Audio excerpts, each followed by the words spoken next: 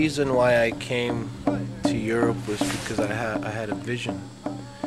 Back in Canada, I practiced the Sundance ceremony, and I went on a vision quest after my Sundancing, my 4-year commitment. And the first one, the buffalo came and told me to move to the city and to teach his children how to be like him.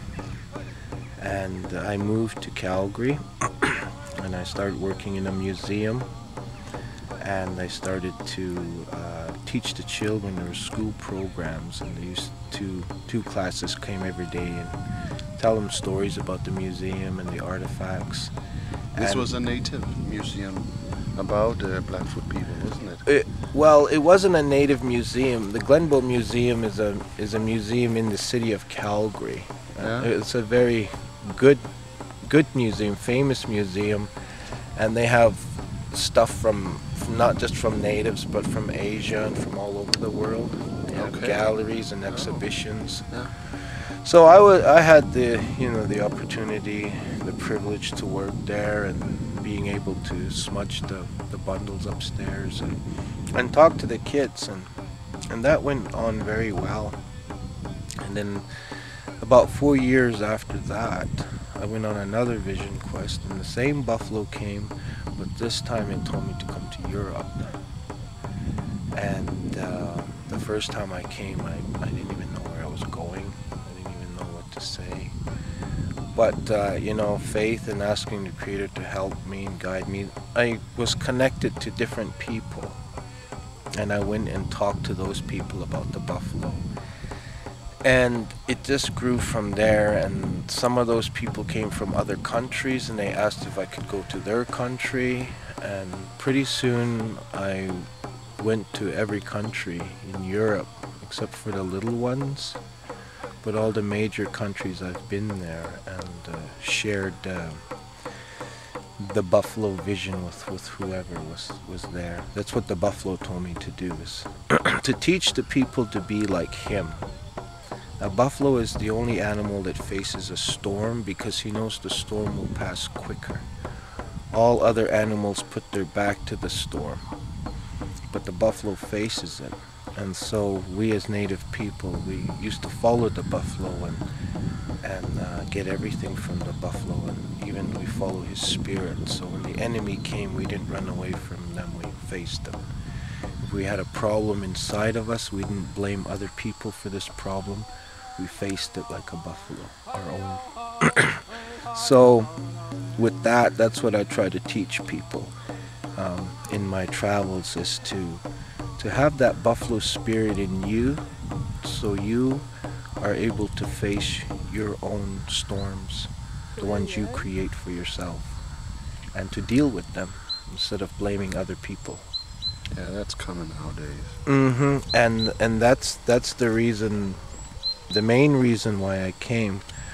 But at the same time, I'm one of the Sundance leaders in my community.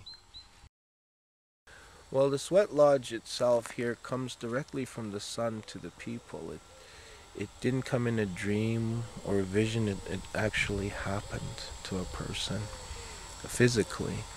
It's a long story, but out of it we got the sweat lodge, and it represents our mother's womb. We're going back in there to be cleansed and to be healed, to clean all 4 parts of us: mental, emotional, physically, and spiritually, to get our spirit back into us, because sometimes our spirit, we lose it someplace and we feel empty and lost and unsure of ourselves.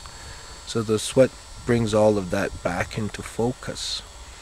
And then the stones, we heat them up in a fire like this for some hours, and we've trained people here. They've come to Canada and they have a lot of experience with making the fires and understanding, the fire and the spirit of the fire, and the rituals. And then then we have the ceremony, and then they bring the rocks into the middle of the lodge there.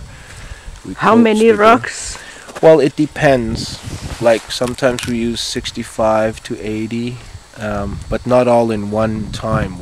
we have 4 doors, so when we open it we bring some rocks in and close it and pray, and then when we open it we bring in fresh rocks to keep the heat going.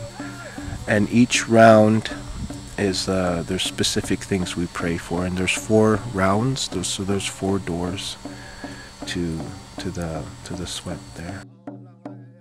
We have 4 different times we do something in there. So we open it, we go in there, and then we put the rocks and we close it, and there's a specific things we pray for at that time, like cleansing. And then we open it, we can come out and rest, and then we go back in with fresh rocks and we close it, and that's another thing we pray for, a different thing, which is maybe requests, people want to pray for something. And then we come out, and then the next time it's for healing, and the last maybe is thank you. So each time we go in there, there's a different reason, and you're getting cleansed physically, emotionally, spiritually, and mentally. So you're getting a complete cleansing in the sweat lodge. And then, you know, we're allowed to, we're very fortunate here in Denmark that we have people that allow us to put sweat lodges on their place here, and Hans here has been very helpful for us and his wife, and very supportive, and you know, they've asked for prayers for family members to get better. A lot of people that come ask for prayers for different things, and they get answered.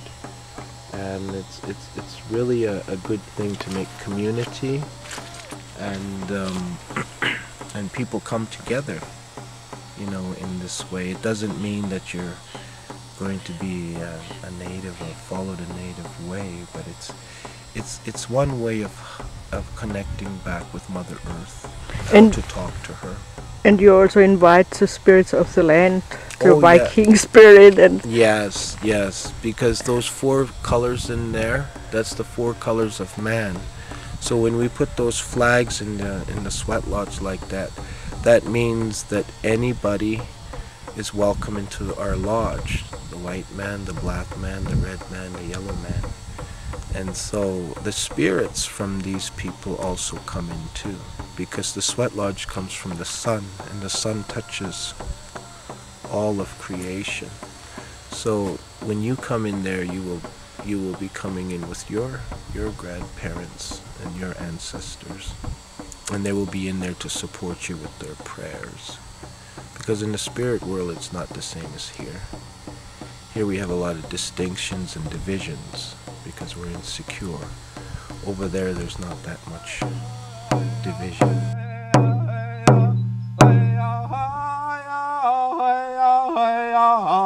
Hey